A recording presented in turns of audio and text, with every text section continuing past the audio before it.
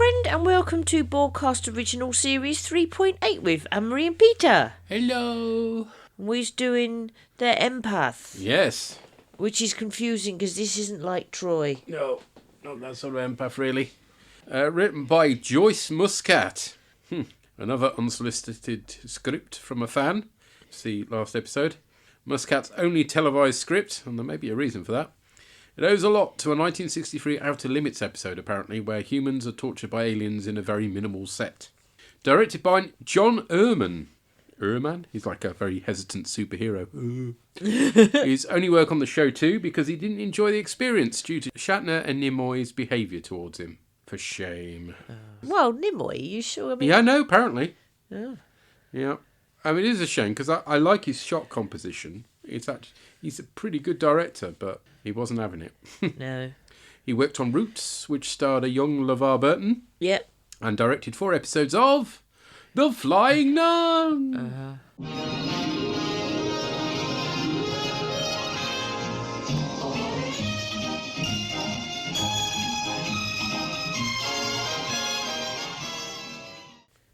Right, okay. So, the big three beam down. As ever. Yeah. And there's a star that's had evidence for some time of it being in a nova phase, so there's a research station established. Attempts to contact the personnel in order to evacuate them have been unsuccessful, so they're going to investigate. There's loads of dust. Meanwhile, the Enterprise is picking up massive solar flares. 3.51 on the Richter scale. Is the Richter scale a real scale? I don't think it is, no. Okay. And Kirk says, look, the ship's got to get away, it's not safe, but they'll stay here. So off Scotty pops with the Enterprise.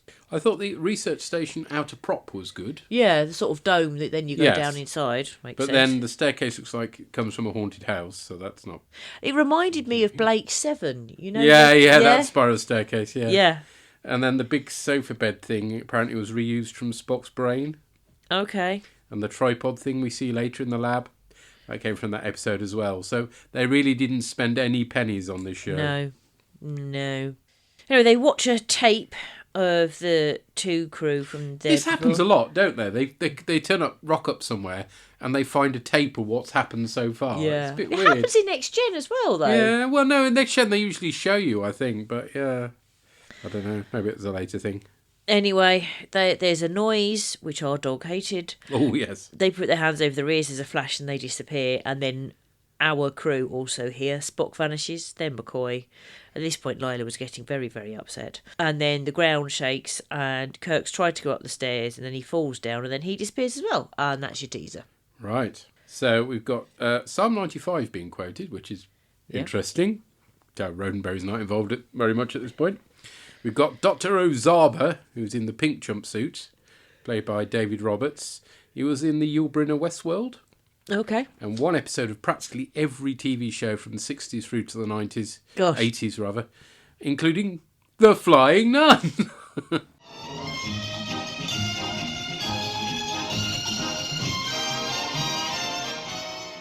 BJ and the Bear? No, funny enough, I did check for that, but no, it's been a long while since we've had a BJ, sadly.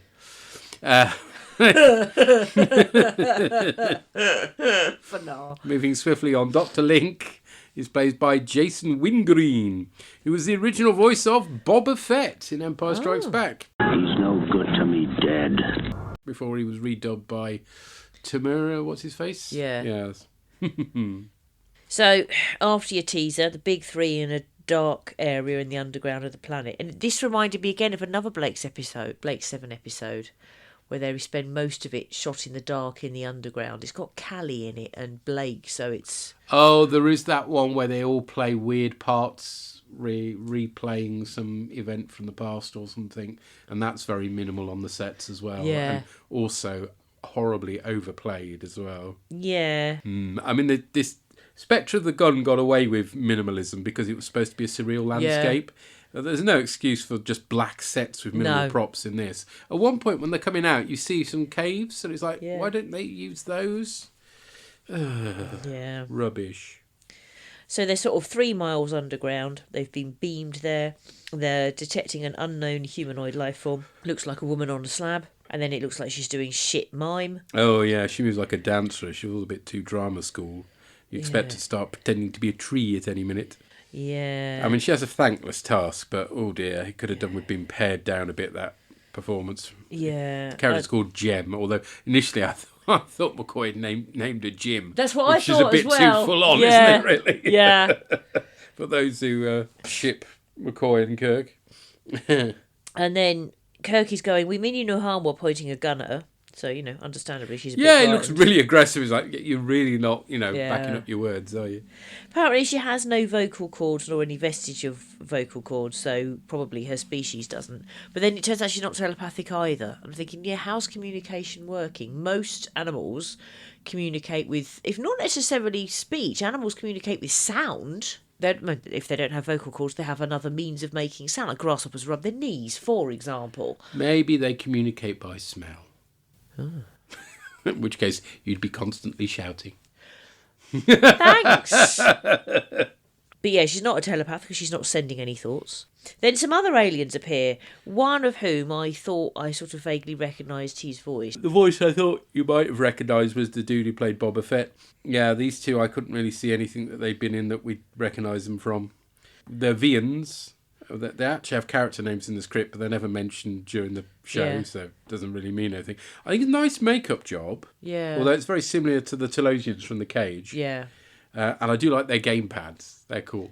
Yeah. But there's one of them in particular, the best way I can think to put it is I recognised aspects of his face and voice, if you see what I mean.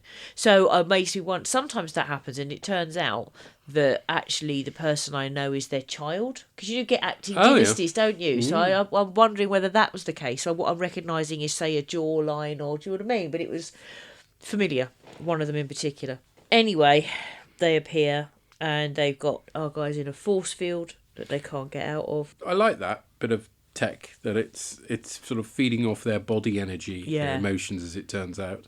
And the more they resist, therefore the more power it has. Yeah, that's cool. Well, you'd have thought Spot would have worked out how to get out quicker, wouldn't you? Yes, you would, to be honest. And then they start taking something from Jem, but I don't know what it is. I don't know what's going on there.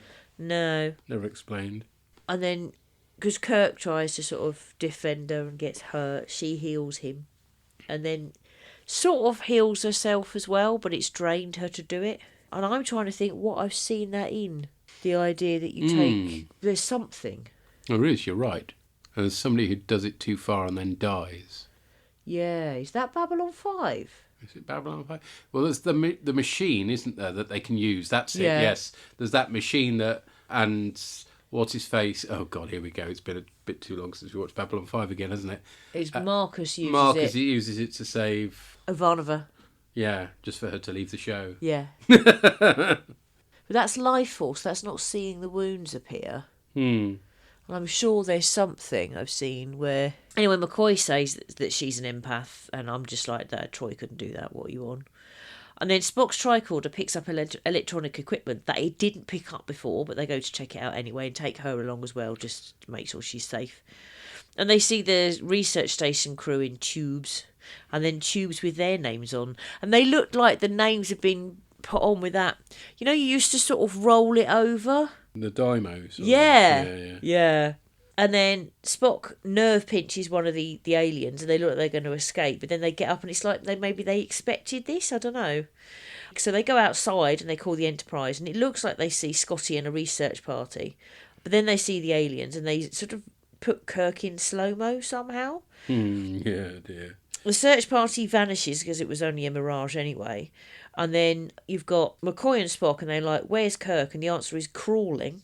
And then they say they only need one specimen. Kirk is enough. So he's like, well, let my men go. And then they sort of zap them and vanish them. So Kirk is very angry. On the Enterprise, Scotty is asking how long before they can re-enter orbit. And Sulu is saying, the storm has already lasted 4 hours more than they expected, so it's going to be a while.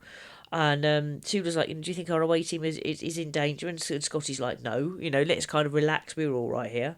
But you go back to the planet, and Kirk is being hung in chains and tortured. And he's just sort of suspended in the air. Yes, with no shirt on. Yeah. Yeah. I mean, all credit to the stuntman, because there's no way that's Shatner. The close-up shots are clearly just somebody coming up backwards and forwards with the camera to make it look like he's swinging, but he clearly isn't. No. And then Spock and McCoy have been backed into the minimalist area. And then Kirk is being backed, but they've put his shirt on. Yeah, it's very thoughtful of them, isn't it? Yeah. So McCoy asks Jem to help Kirk, and she heals him, but then collapses on the floor. Your Alan Bergman was also in 2 different roles in Mission Impossible. Oh, I've watched a lot of that. There you go. That might be what you're recognising him from then. Yeah. Good. Glad we straightened that out. McCoy explains that Jem is a total empath, which enables her to take on Kirk's pain. I mean, I'm pretty sure that's not how empathy works. No. You share somebody's pain, but you don't literally take it away from them and give it to yourself. Apparently he has all the symptoms of the bends. Oh, bless. Is she coming for cuddle? Hello, baby. Hello. Oh. We now have Dog. Spock spotted a light before the captain appeared, and apparently he might be able to use the stolen Vian gamepad to get them out or something. That wasn't completely clear. They return and demand the cooperation of one of Kirk's men. If he chooses McCoy, there's an 87% chance the Doctor will die. On the other hand, there's a 93% Spock that will suffer brain damage resulting in insanity. McCoy complains about spending so much time underground with I'm a doctor, not a coal miner. Rather unprofessionally, he knocks Kirk out with a hypo injection. Consent isn't a thing. Spock points out the Doctor has booed because now the Vulcan is a senior officer and will choose to go with the Vians himself. Jem touches Spock and smiles, then McCoy injects the Vulcan and quite rightly is accused of being unethical. He joins the Vians, although they don't insist on making him temporarily topless. Funny that. Do you think Kirk just took off his shirt unprompted? Was it a Shatner thing? Or did Muscat write it into the script? It does rather feel like they're having too much fun writing this, to be honest. Spock's analysis of the Vian game controller is that it isn't a weapon as such, but rather taps into the mental powers of the person who possesses it. Kirk asks the very good question of why the Vians let them keep it, and they decided it was to let them go whilst they keep McCoy. Spock manages to tune the device into his brainwaves, but they only get one use out of it, so Kirk decides they should go to the lab, and they wind up in front of the nearly dead, strung-up McCoy. And he's got fantastic grim-looking makeup on his face. Spock has to act as Doc, and in the episode's best moment, McCoy congratulates him on his bedside manner, which is really sweet. Feel the love. Kirk suggests Jem might be able to help, but realises it might kill her. As they go to ask her, the 2 officers are caught in a tractor beam and told by the Vians that they are not permitted to interfere. When asked whether their experiments will prevent the destruction of the planet, they confess it won't, but it might save Gems, and that they're testing her to ascertain whether her people are worthy of being saved. I'm not sure if she was listening. If so, it would have buggered their test, but she goes to save McCoy, gaining his grim face makeup in the process. The filming of this took 8 hours for just a few seconds of footage, during which Catherine Hayes was strapped to a board to keep her completely still, Ouch. which is a bit shocking. The locked-off camera stuff does look great, though. Yeah. It does take a bit long. That's the downside. They should have used a bit less of it. As with the rest of the episode, to be honest. She shacks withdrawing, afraid for her own life, apparently. Spock points out that the Vians must be able to save McCoy, but they refuse to do it as it will mess their test up. Jem goes to finish the job, with McCoy protesting it would kill her and pushing her off like the noble doofus that he is. Spock works out that if he manages to persuade Kirk to suppress his emotions, they can escape the field. Although, tellingly, it's just the Vulcan that gets free, so I guess Kirk can't do it. He takes the Vians' gamepads off them. There's an argument about whether Jem has done enough to earn survival. Kirk accuses them of having no compassion, which is apparently enough to do the trick. It's sort of a variation of him talking computers into killing themselves, I suppose. In an amazingly crummy effect, the Vians disappear off with Jem into nothingness, which has real Poochie had to return to his planet vibes, to be honest. And there's a very weird ending where Scotty improbably quotes Matthew 13, so our second Bible quote, on the pearl of great price, in reference to Jem somehow. I don't really see the relevance. And it turns into a bit of Vulcan bashing, taking us back to the worst endings of Season 1 shows. Although at least Spock gets to express his contempt at them anyway, which is something. Yeah. Now, this was one of the episodes that wasn't shown on the Beeb until the 1990s. Oh. Which might be why I'm so unfamiliar with it. Apparently they didn't like the torture aspects, which... Yeah, fair enough. I mean, it was often shown at, like, mid-afternoon, wasn't it? Yeah, well, early evening when kids would be watching, yeah. It's DeForest Kelly's favourite episode, which I find odd. I mean, it's not awful. It's an okay... It features him a lot, though, doesn't it? It does. I suppose that might be why he likes it. I don't know. I mean, there's nothing egregious in this, at least. Yeah. But the lack of sets is a real problem, as is the lack of plot. So it's not quite... If you cut it back by about a quarter an hour, it probably would have been a lot better, and maybe give it a B plot to fill out the rest of the time. I don't know. The music is very cloying and repetitive as well. And it does rather reek of the writer's interest in Kirk, especially a topless Kirk, but there we are. But the reveal of why the Vians are conducting their tests is all right. It makes sense of the plot in the end, so... I wouldn't say this is classic. I certainly wouldn't say it was TOS. I would say it was average. Yeah, it's all right. It's all right. Paul, by the way. You know the film Paul, the alien Paul can take on the injuries himself. Oh, that's right, yes. Yeah. I mean, I was intrigued by it enough to sort of keep watching, if you see what I mean.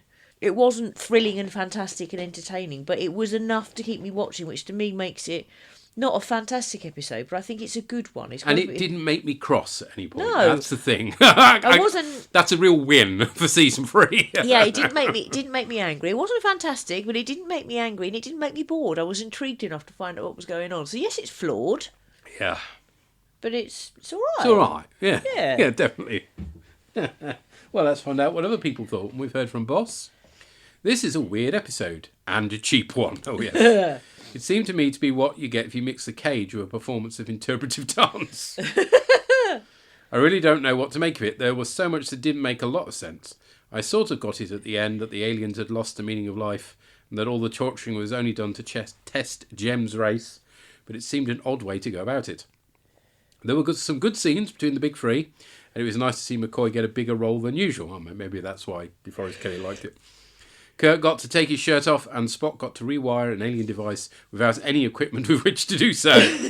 I was expecting him to mind meld with Jem, so at least that didn't happen. Oh, yeah. That's one cliche we haven't got in this story. I found it a bit slow, but thought that they just about got away with how it was resolved.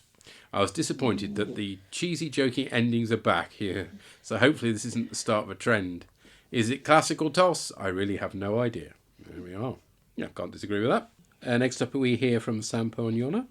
Hello. Hello? So we just watched The Empath. What happened in it? I'm not sure, but I don't think the writers know what an empath is. No, I don't know of any other empath in any other context that's able to sort of suck the wounds from another person and then sort of get rid of them. So, yeah, well, maybe calling her an empath doesn't do the whole justice. I had a theory about her. Well, go ahead then. Well, the men were convinced that she was genuine about the healing thing. She wanted to save them. Yeah. But I think that she just enjoyed the pain so much. Maybe she fed from the pain that eventually it led to orgasmic state. And she fell asleep because she was eating so much. Yeah. And now they developed a creature who loves pain and perhaps eventually starts torturing others because it's hungry. Well, I think that's about as likely as anything else in the episode. Yeah, in the end, Kirk was pondering the possibility that he met Jem and the odds being, I don't know, against or for it, I don't know. Yeah, the whole ending, it wasn't even a joke, it was sort of ending, well, we learned something today. Yeah, I guess it was a philosophic ending. Yeah, but I mean, they meet something strange every week. It was like, yeah. I mean, the whole episode, the whole episode was strange and a bit boring because, I mean, half the time we were just zooming in on people's faces, not saying anything and making very strange acting choices. Let's put it like that. Do you think Kirk was hanging on those chains? Nope. Unless he was, I don't know, doing pull-ups. And he has a halfway pull-up all the time just to, I don't know, show how macho he is. But no, I mean, he didn't in any way look like he was hanging. I'm so macho, I can do pull-ups while you're torturing me.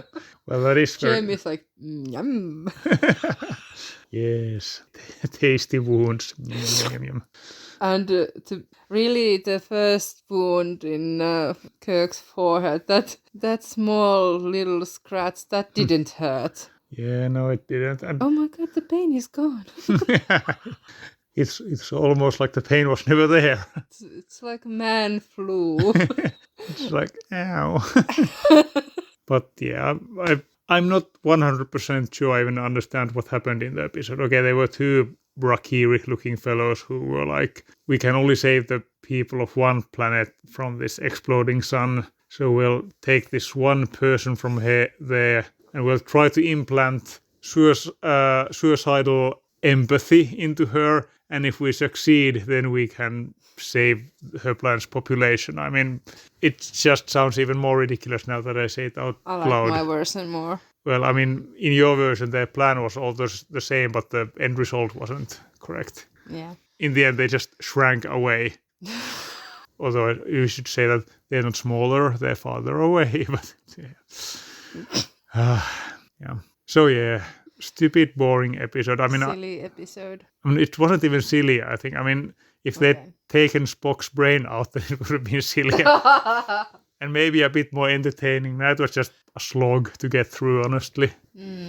Yeah. I mean, acting without dialogue can work, but I mean... Has worked in silent movies, for example. Yeah, exactly. But that is correct. But either the script, director, or acting wasn't up to snuff because... And yet again, feelings were important. Yes. Feelings seems to be something that makes human different from other creatures. Well, that's right. I mean, they made the point at the end that the bad guys were a bit similar to Vulcans. At least they didn't call Spock Satan again. Hey.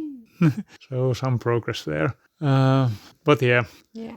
Let's see what we get next week. Yes, I wish Gem luck to torture other creatures so that they can feed their pain. At least the woman was silent. Hey guys. Hey. Perfect woman.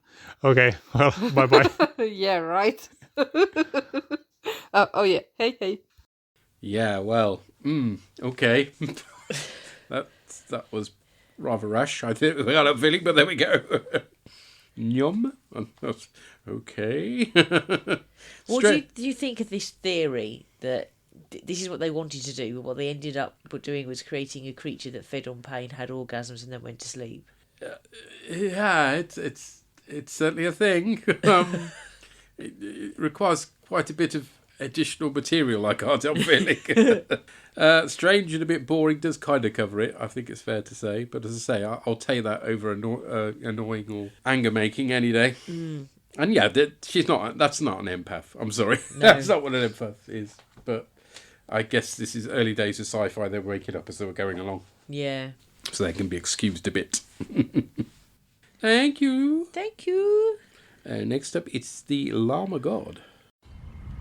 Llama Log, Scotty, Fixie Care, Jake, Tree, Gem. Gem is outrageous. Gem is truly outrageous. Now, there are episodes that can make clever use of a sparse budget and a sparse resultant set and production values, and with some clever design and direction make something really interesting and fascinating and compelling out of it. And this episode really isn't one of those episodes at all. No, this episode is a cheap one, and boy does it show. Not just from the fact that the sets are somewhat sparse, but from the fact that the plot feels like it's been recycled from previous episodes as well. Now, I know that we have had very sparse sets in previous episodes, Spectre of the Gun specifically, but they used that to a good effect, made it something very surreal. And I can see that they're going for the same thing here, but just having black backgrounds it just looks cheap. It just looks like BBC play for today. Well, Matinee performance down at the local Amdram Theatre, it just doesn't look like something we should actually be seeing on TV. It just looks poor, unfortunately, and certainly whilst watching it causes a degree of disengagement with the episode. Now, the central story of the episode, where there's judgment going on, now we have had judgment-based episodes before, and I guess kind of in its favour is the twist here that this time it's not the Enterprise crew that are being judged. It's Gem that's being judged, and they are but the tools to allow her judgment. Now, I guess that could make it interesting, and it would be if it was an actual interesting episode, which it unfortunately isn't. Now, we do get some commentary on the ethics of the Vians testing Gem like this and using the Enterprise crew as the subjects, the lengths that they're going to, just to decide which planet is worthy of saving. You'd think all planets would be worthy of saving, wouldn't you? No, but they've decided they can play with the role of gods and decide who is worthy and who isn't. So it is nice to see that called out by the Enterprise crew at the end of the episode. But again, this is such a minimal part of the episode that just doesn't really register, and it's a shame. Because ultimately, this comes across just feeling like it's a cheap copy, in all senses of the word, of episodes that we've seen before where the Enterprise crew are captured, tested by superior beings, blah, blah, blah, blah, blah. Seen it all before. and more to the point, we've seen it more industry. Like, we've got the gamesters of Triskelion, which is kind of different, but you've got the crew being pitted and tested, and at least they're wearing weird costumes, which at least we can laugh about or something. Here, there's nothing. There's literally nothing. One good part of the episode is where the crew take it in turns, sacrificing themselves to save the others. First with Spock knocking out Kirk, and then with McCoy knocking out Spock. I did really like that. I guess McCoy decided to do that so that Spock didn't have to lose his mind for 3 weeks in a row. Then we'd have to start a Spock losing his mind count as well, aren't we, along with everything else. That is nice to see, and yeah, he doesn't end up topless, which may or may not disappoint you, depending on what side you're on. I guess Shatner still had that clause in his contract, they had to be shirtless so many times a season. But generally, these moments are few and far between in the episode, and it's just slow, and I was bored for a huge part of the episode. And I think that comes down to the fact that using a mostly black set just isn't interesting, unfortunately, especially when you're not doing anything interesting with the cameras or lighting or any effects or anything like that. It's just dull, unfortunately. And of course, this episode is riddled with misogyny. The idea of Jem being from a race of empaths that have no vocal cords and can't speak, yeah, that's an interesting one. It could have produced an interesting story where the crew have to figure out how to communicate with her. It'd be kind of like Darmok in a way, but slightly different. But instead, no, she just sits there passively, overacting from time to time and just looking kind of helpless and stuff. It all seems very misogynistic, not least of the fact that she is the only female member of the cast this week and she doesn't get to speak. I don't think I need to say any more about that, do I?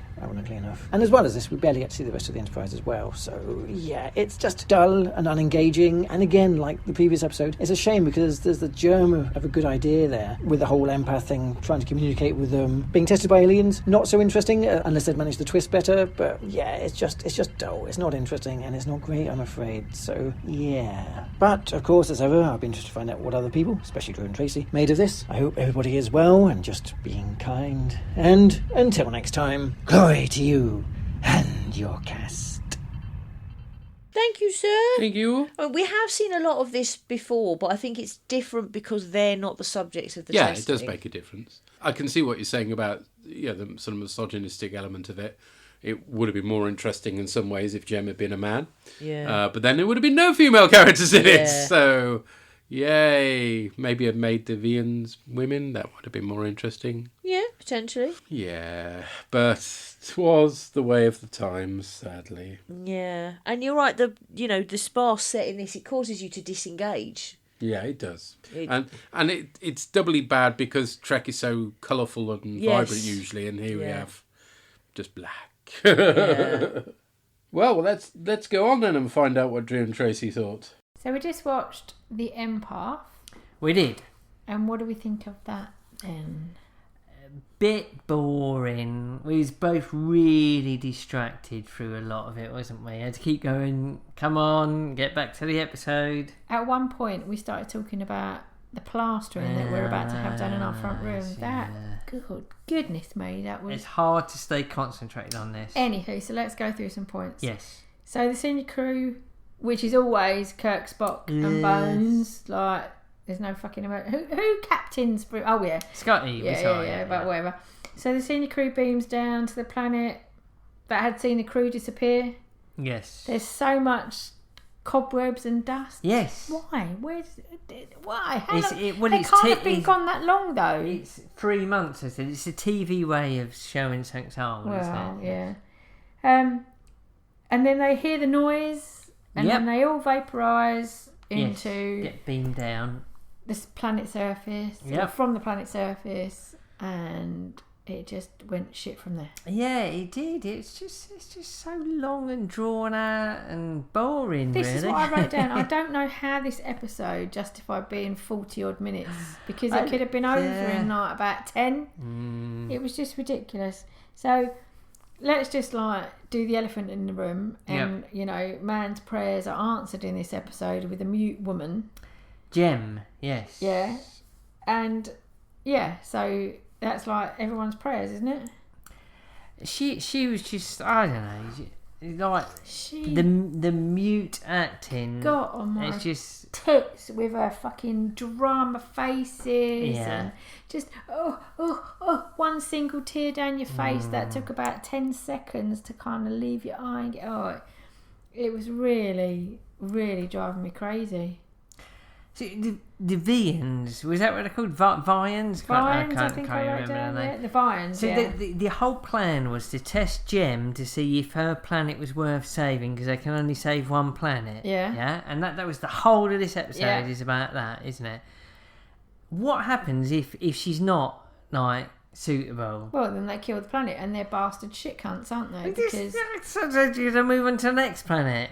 And they just go, Well, we won't bother but saving anyone there. They can only save one planet, and like Jem's planet is a possible one. But why does Just it depend save on them. one person? She's a flake. So why does it? Yeah.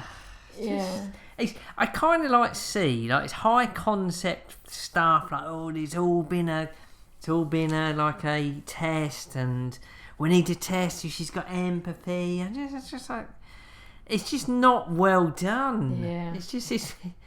It's just boring and drawn out. I've always had issues with like the Star Trek equipment in that they've got a tiny little thing that looks like a scanner. Well, it's a salt cellar, isn't it? It's a salt cellar. But how they can tell he's got heart failure, he's got like a punctured lung, he's got all of this. What are you looking at? There's no display on it. Exactly. This is what drives me crazy. But then Spock could tell exactly what was wrong with Bones because he had that little.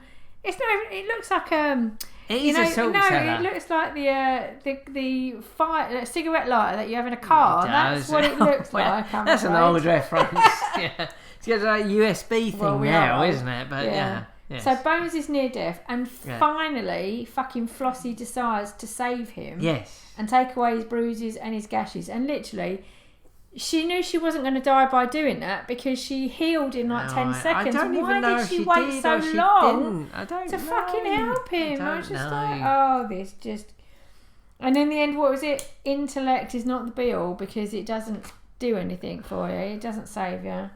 The only saving grace in this fucking episode was we had Kirk no shirt. That's all I'm saying. I guess so. For a little bit. Why wasn't McCoy no shirt when he was up in the bondage? Well, it was a little bit.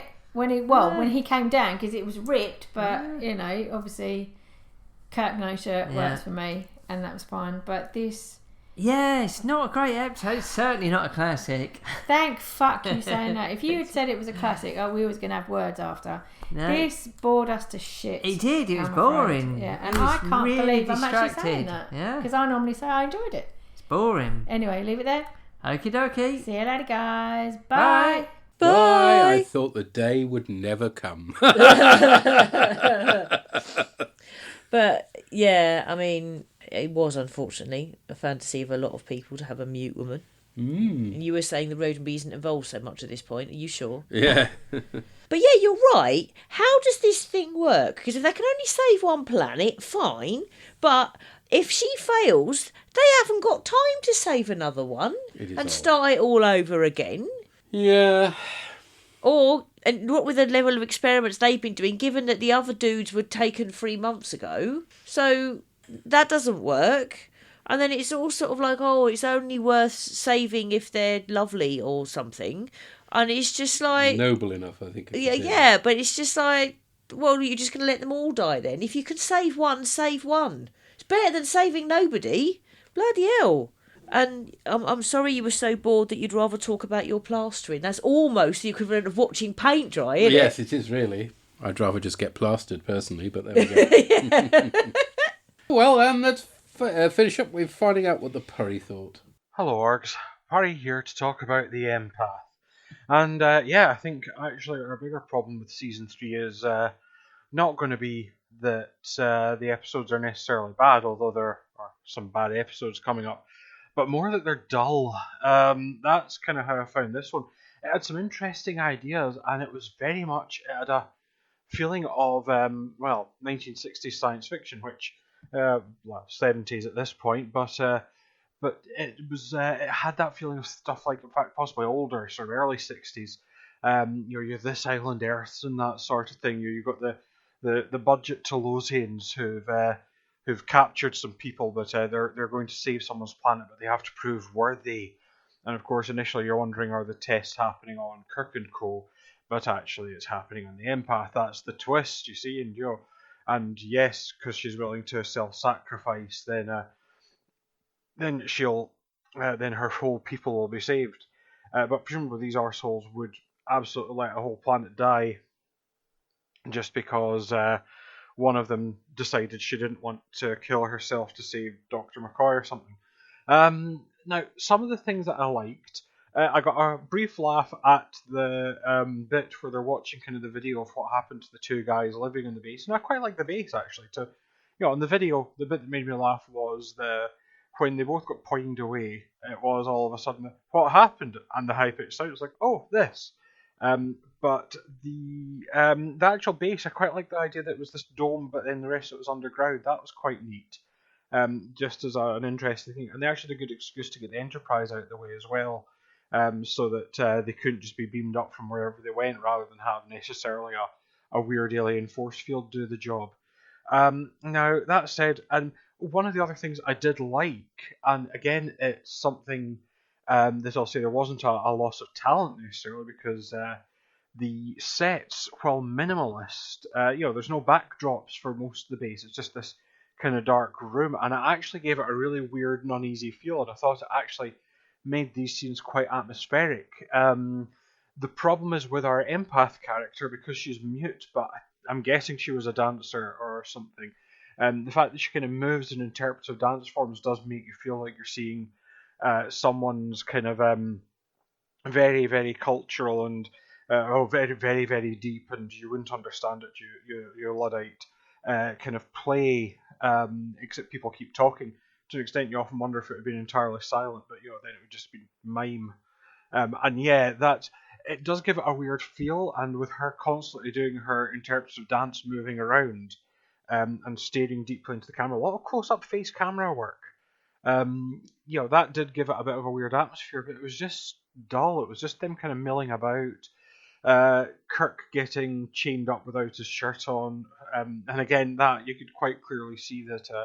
For the scenes where he was hanging, they were just moving the camera back and forward to indicate that he was swinging. But yeah, it was just, there was a lot of talking and not interesting talking.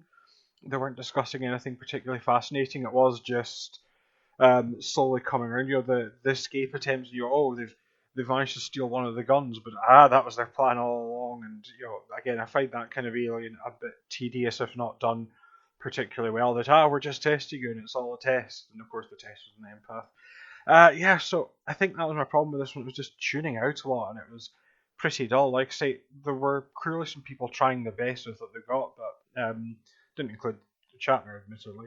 And there was nothing wrong with the actor playing the empath. It was just it's kind of a thankless episode, and then at the end there's the usual bit of mocking, Spock, which I think Iona said that she took Spock's response to just be fuck you, guy, the hell, fuck you as well.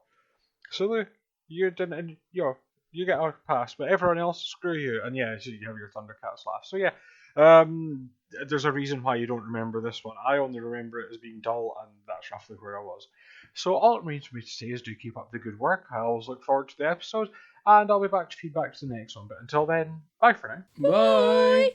Oh, the moment you said it feels like a weird play, my brain went to a Big Lebowski place with the guy where he's on the chair and they're sitting. Opera. He's doing the opera and running around with a laurel on him and standing on a chair, and they're sitting there talking about the In-N-Out burger.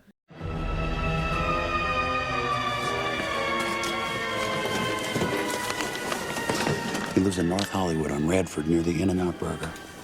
Oh, the In-N-Out Burger's on Camrose. Near the In-N-Out Burger. Those are good burgers, Walter. Shut the fuck up, Donnie.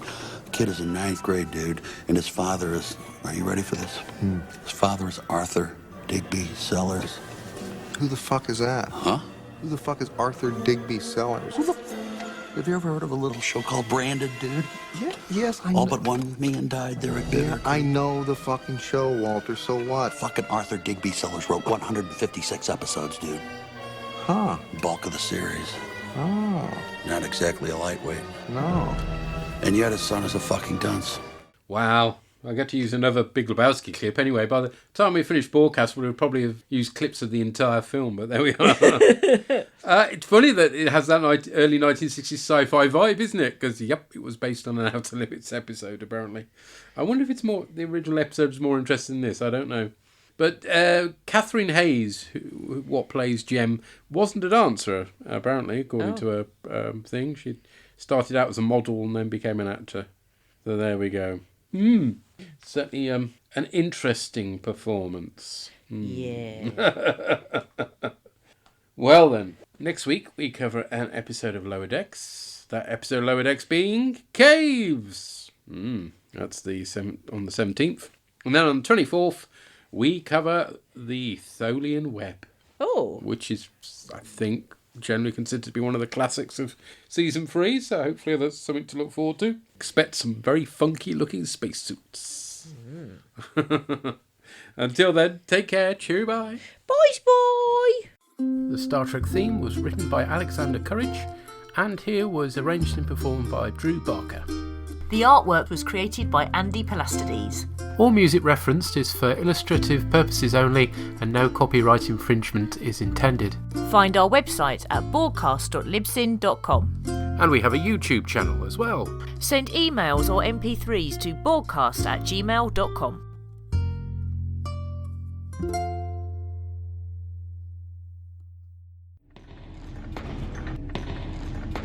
Shut it down!